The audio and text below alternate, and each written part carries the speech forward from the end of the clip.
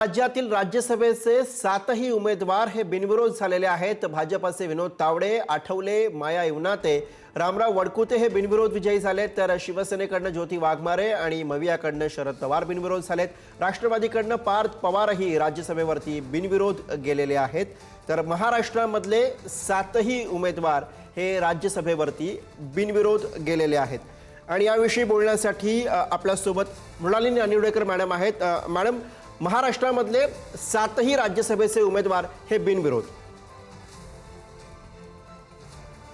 यांचा रिंगणात प्रवेश झाल्यानंतर निवड टाळली जाईल हे साधारण स्पष्ट झालेलं होतं। हो, त्यानुसार अर्ज कोणताही नवा सादर केला गेला नाही।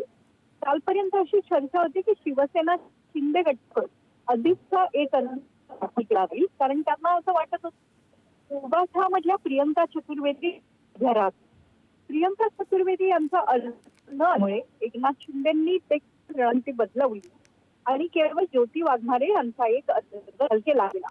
महाराष्ट्रात राज्यसभेच्या उमेदवारीत ओपन पक्षादेश पाळावा लागतो, घोडेबाजार फार होत नाही आणि बिनविरोध निवडणूक करायची प्रथा आहे।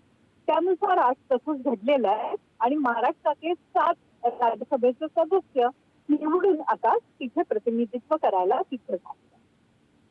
बरं, धन्यवाद या प्रतिक्रियेसाठी।